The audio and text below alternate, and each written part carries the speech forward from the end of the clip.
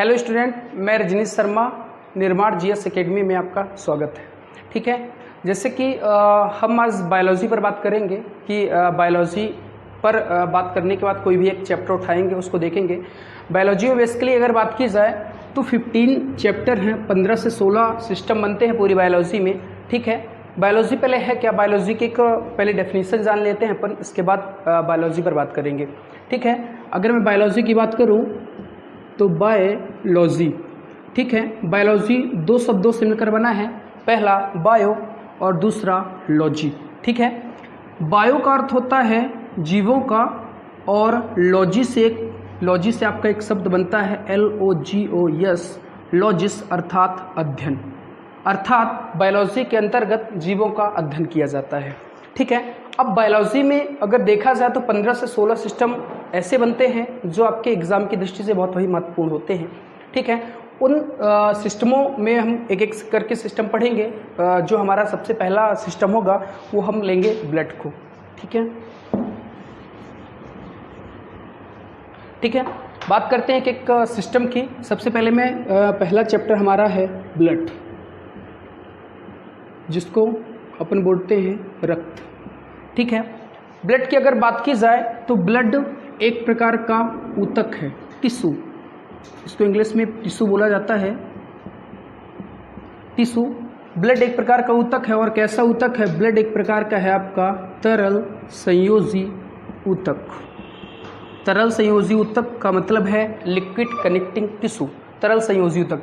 तो सबसे पहले आपके दिमाग में आएगा कि सबसे पहले ऊतक क्या है, ऊतक। ठीक है, तो कोई भी एक कोशिका होती है, कोई भी एक सेल होती है, कोशिका से मिलकर के बनते हैं ऊतक, ऊतक से मिलकर के बनते हैं अंग, अंगों से मिलकर के बनता है अंगतंत्र, और अंगतंत्र से मिलकर के बनता है आपका शरीर। तो मैंने कहा कोई भी एक सेल होगी, सेलों से मिलकर बनेगा ऊतक, ऊतक से मिलकर बनेगा अंग, अंग से मिलकर के बनेगा अंगतंत्र, और अंगतंत्र से मिलकर बनेगा शरीर। तो मैंने कहा इसको सेल बोला जाता है, ऊतक को टिश्यू बोलते हैं हम, अंग को बोलते हैं ऑर्गन, ऑर्गन के बाद आपका है ऑर्गन सिस्टम, और ऑर्गन सिस्टम के बाद पूरा बॉडी का निर्माण होता है। ठीक है, तो मैंने कहा ऊतक जो ब्लड है आपका कैसा है, ऊतक है, और कैसा ऊतक है? तरल संयोजी ऊतक, लिक्विड कनेक्टिंग टिश्यू। ठीक है, दूसरी बात और ब्लड में क्या होता है, तो मैं कहूँगा ब्लड जो होता है मानव शरीर में, जो ब्लड होता है मानव शरीर में ब्लड 5 से 6 लीटर होता है। प्रत्येक व्यक्ति के शरीर में 5 से 6 लीटर ब्लड होता है। जो औरतें होती हैं वोमेन में समथिंग 1 से 1.5 लीटर ब्लड कम होता है। ठीक है, और दूसरी बात मैंने कहा 5 से 6 लीटर ब्लड होता है। अब ब्लड जो होता है, अब किसी भी व्यक्ति के वजन का, जितना भी व्यक्ति का वजन होगा, तो वजन का यानी शरीर का 7% ब्लड होता है किसी भी व्यक्ति के शरीर में। ठीक है, दूसरी बात मैंने कहा जो ब्लड होता है तो ब्लड का जो पीएच मान होता है, पीएच मान वो होता है 7.4, potential of hydrogen value equal to होती है 7.4। तो जो ब्लड का पीएच मान होता है वो होता है 7.4, जो होता है आपका क्षारीय यानी बेस। ठीक है, दूसरी बात, अब यहाँ पर एक चीज़ आई है पीएच। पीएच है क्या? सबसे पहले पीएच को थोड़ा सा समझते हैं, पीएच के बारे में थोड़ी सी बात करता हूँ मैं कि पीएच वैल्यू क्या है। ठीक है, अगर मैं पीएच की बात करूं तो पीएच को मैंने कहा पोटेंशियल ऑफ हाइड्रोजन। ठीक है, तो पीएच एक पैमाना होता है, पीएच पैमाना। तो पीएच पैमाने की जो खोज है, पीएच पैमाने की जो खोज है, ठीक है, पीएच पैमाने की जो खोज है वो एक वैज्ञानिक थे जिनका नाम था सोरेनसन। सोरेनसन ने पीएच पैमाने की खोज की थी। ठीक है, पीएच में 1 से लेकर के 14 तक की वैल्यूज होती हैं, 1 से लेकर के 14 तक के मान होते हैं पीएच में, पीएच पैमाने में। तो पीएच पैमाने का जो 1 से लेकर के 6 तक की वैल्यू होती हैं वो आपका अम्लीय होती है, 1 से लेकर के 6 तक की वैल्यू अम्लीय होती है।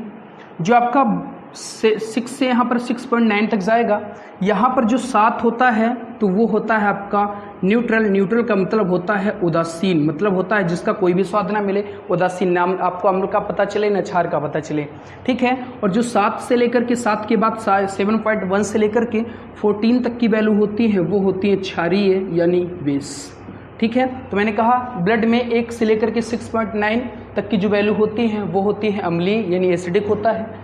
जो ब्लड में 7 होता है वो होता है आपका उदासीन, यानी न्यूट्रल, मतलब ना अम्ल का पता चले आपको और ना क्षार का पता चले।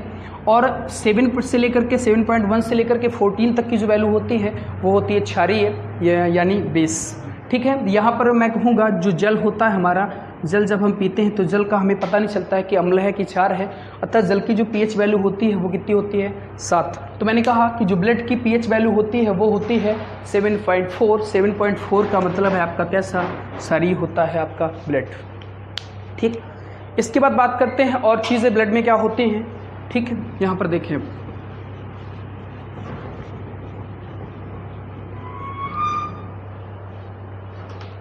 जो आपका ब्लड होता है वो दो चीज़ों से मिलकर बनता है ब्लड।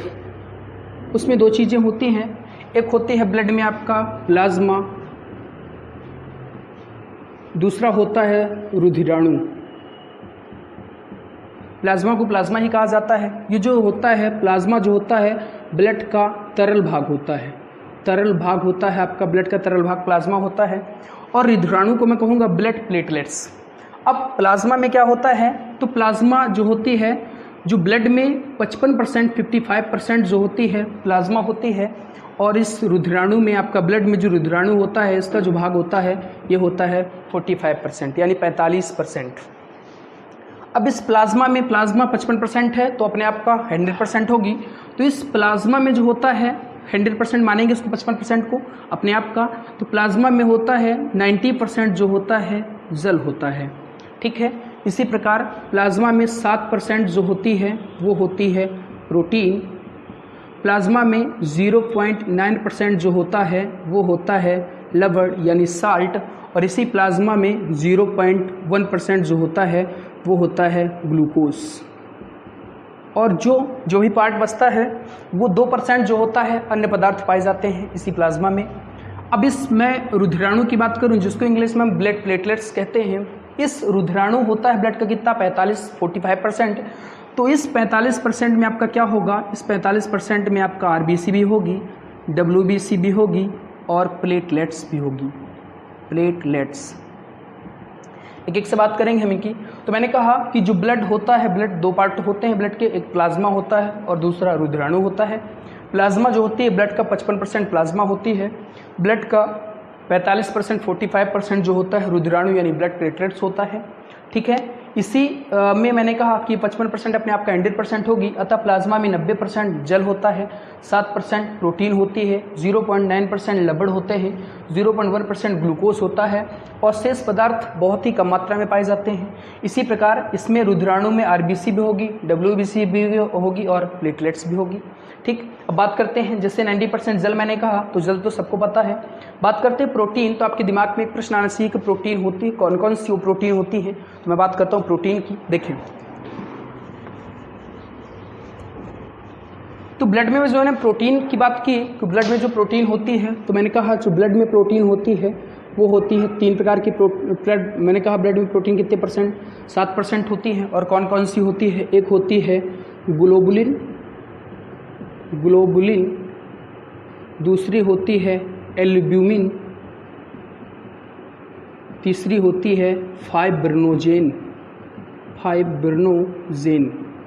ठीक, तीनों प्रोटीन के सबके अलग अलग काम होंगे। जो ग्लोबुलिन होती है वो डिफेंस करती है, डिफेंस का मतलब है सुरक्षा।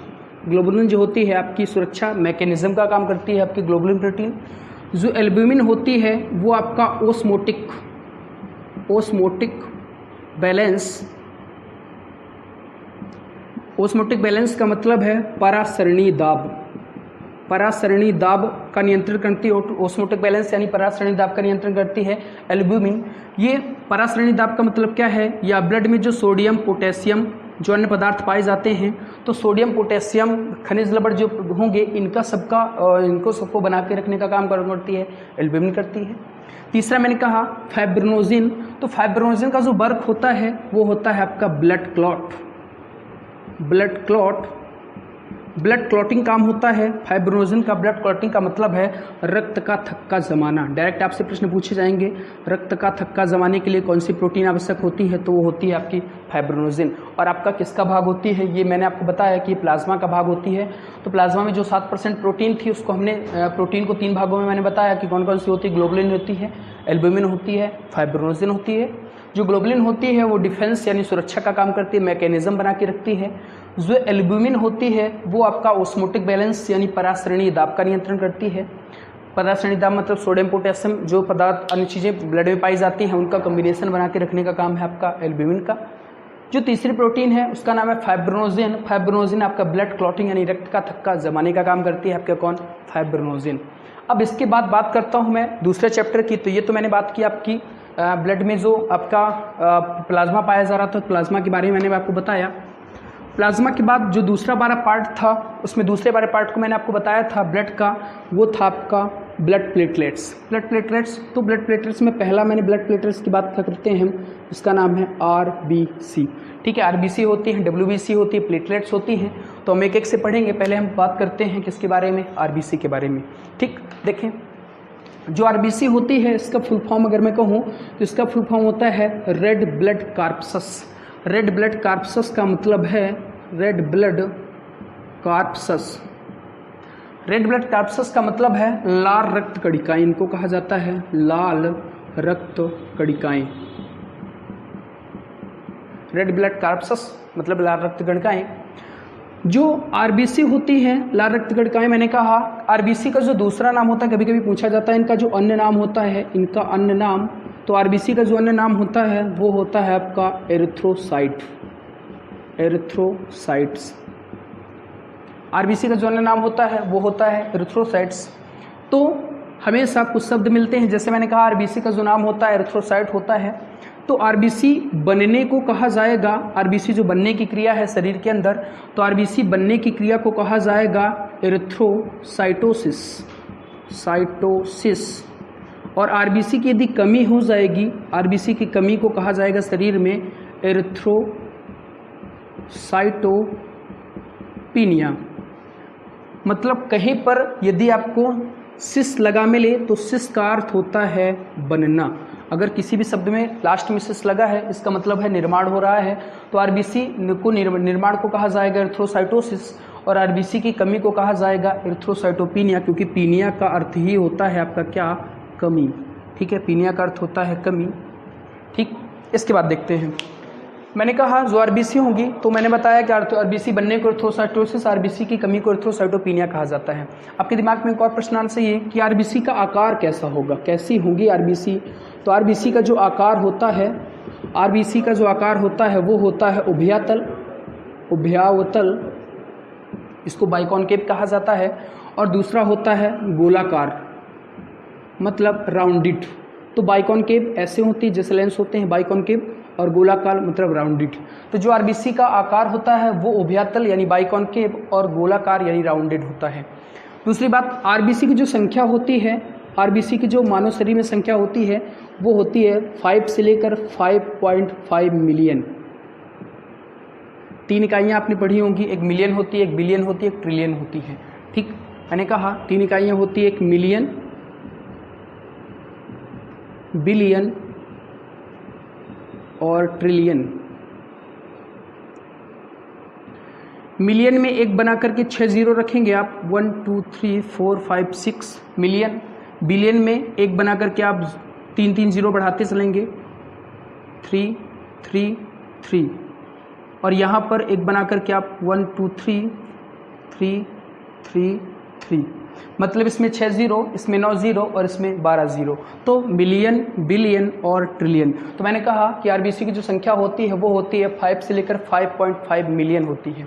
ठीक, दूसरी बात जो होती है आरबीसी, अब आपके दिमाग में आएगा आरबीसी का निर्माण कहाँ पर होता है। देखिए इसके बाद,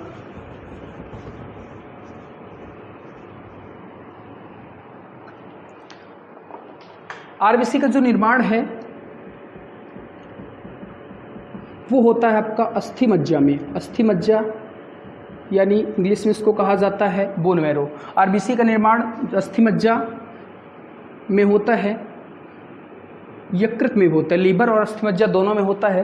ठीक 90% किताबों में सीधे सीधे लिखा रहता है कि आरबीसी का निर्माण जो होता है बोन मैरो यानी अस्थि मज्जा में होता है, ठीक है। लेकिन ध्यान रखें आरबीसी का निर्माण लीवर में भी होता है। लीवर में किन में होता है? ऐसे बच्चे जो भ्रूण अवस्था में होते हैं, मतलब माता पिता के गर्भ में होते हैं ऐसे बच्चे। तो ऐसे बच्चे जो माता पिता के गर्भ में होते हैं उनमें जो आरबीसी का निर्माण होता है वो होता है यकृत में। लेकिन बड़े जब हम लोग बड़े हो जाते हैं तो आरबीसी का निर्माण होता है कहाँ पर? अस्थि मज्जा यानी बोन मैरो। अस्थि मज्जा क्या है? अस्थि मतलब हड्डी और मज्जा मतलब हड्डियों के जो बीच का भाग होता है। तो हड्डियों के जो बीच का भाग होता है वो खोखला होता है, तो इसी को कहा जाएगा आपका अस्थि मज्जा यानी बोन मैरो, ठीक है। आरबीसी की जो मृत्यु होती है वो होती है आपकी, आरबीसी की जो मृत्यु होती है वो होती है आपकी प्लीहा में। प्लीहा यानी स्प्लीन, ठीक है। तो आरबीसी का निर्माण अस्थिमज्जा और लीवर में होता है और आरबीसी की मृत्यु प्लीहा यानी स्प्लीन में होती है। लीवर से लगी हुई एक ग्रंथि होती है, एक ग्लैंड्स होती है जिसको कहा जाता है प्लीहा, तो वहीं पर आरबीसी की मृत्यु होती है। चूँकि आरबीसी की मृत्यु प्लीहा में होती है इसीलिए इसे आरबीसी का ग्रेवयार्ड कहा जाता है, आरबीसी का कब्रगाह। आपसे प्रश्न पूछा जाएगा कि आरबीसी का कब्रगाह कौन है? तो आरबीसी का कब्रगाह है प्लीहा, स्प्लीन। कब्रगाह मतलब ग्रेवयार्ड, तो आरबीसी का ग्रेवयार्ड कहा जाएगा प्लीहा को, क्योंकि प्लीहा में ही आरबीसी की क्या होती है? मृत्यु होती है, ठीक। एक बात और, अब आरबीसी जो होता है पूछा जाएगा आपसे, आरबीसी में जो न्यूक्लियस होता है आरबीसी में केंद्रक नहीं पाया जाता है। केंद्रक नहीं पाया जाता है मतलब जो आरबीसी होती है वो आपकी इन्यूक्लिएटेड होती है, मतलब इसमें केंद्रक नहीं पाया जाएगा। डब्ल्यूबीसी में केंद्रक पाया जाएगा, मैं बात करूंगा केंद्रक पाया जाएगा तो क्या होगा और नहीं पाया जाएगा तो क्या होगा। चूंकि आरबीसी में केंद्रक नहीं पाया जाता है, आरबीसी में जब केंद्रक नहीं पाया जाएगा मतलब ये इन्यूक्लिएटेड होती हैं, लेकिन इसके दो अपवाद हैं, एक है आपका ऊंट और एक है आपका लामा। ऊंट और लामा दो ऐसी जीवधारी हैं जिनकी आरबीसी में केंद्रक पाया जाता है, ठीक है। ऊंट की तरह दिखाई देता है आपका लामा, ठीक है। तो ऊंट और लामा ऐसे दो जीवधारी हैं जिनकी आरबीसी में केंद्रक पाया जाता है और किसी की आरबीसी में केंद्रक नहीं पाया जाता है, मतलब ये इन्यूक्लिएटेड होती हैं। एक बात ये। दूसरी बात,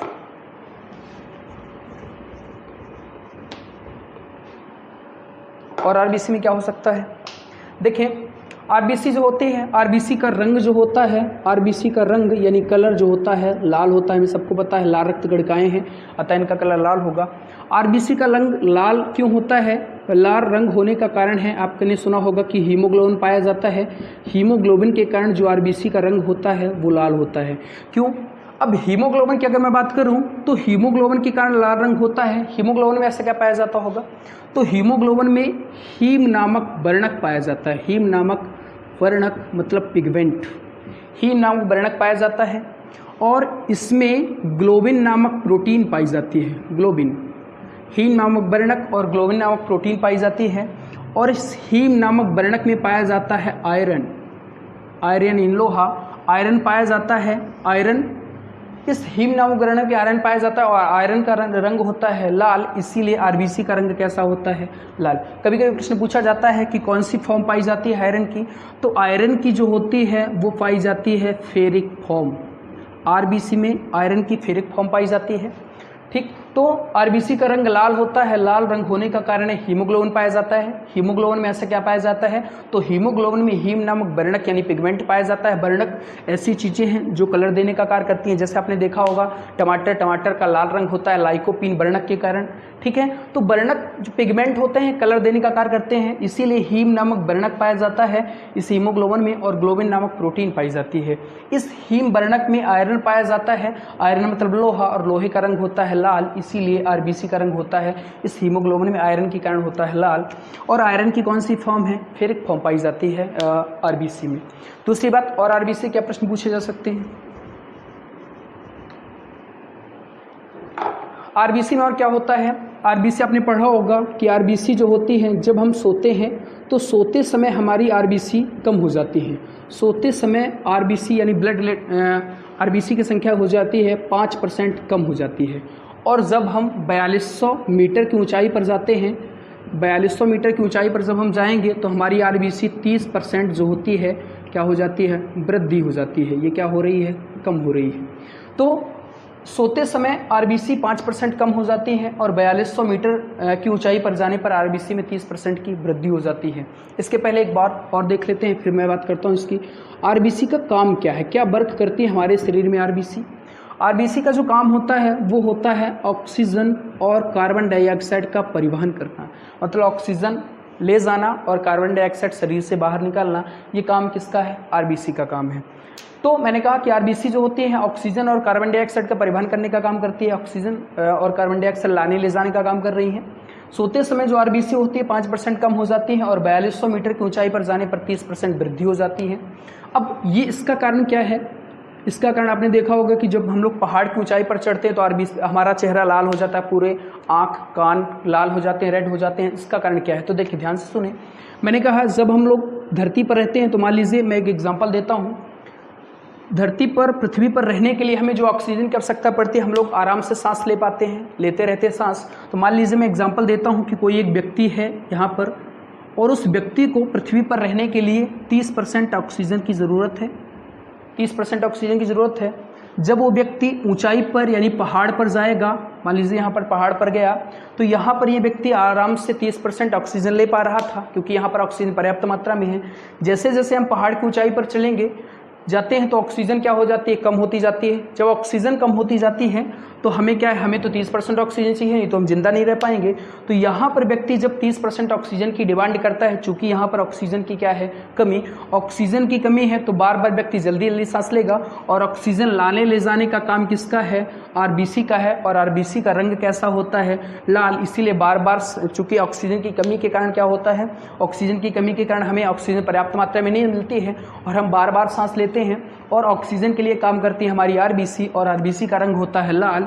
इसीलिए कलर कैसा हो जाता है? व्यक्ति का ऊंचाई पर चढ़ने में लाल हो जाता है और आरबीसी की संख्या भी क्या हो जाती है? वृद्धि हो जा रही है क्योंकि ऑक्सीजन हम ले नहीं पा रहे हैं।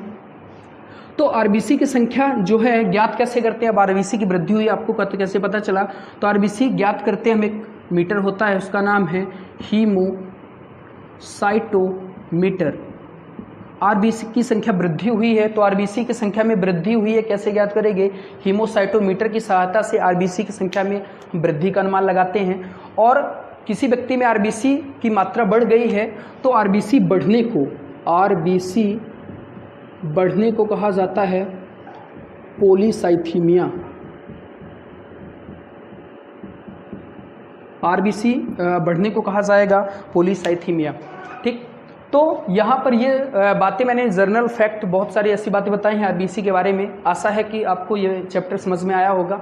अगर आपको लगता है तो हमारा चैनल लाइक करें, सब्सक्राइब करें और थैंक यू दोस्तों। इसके बाद अगले चैप्टर में बात होगी।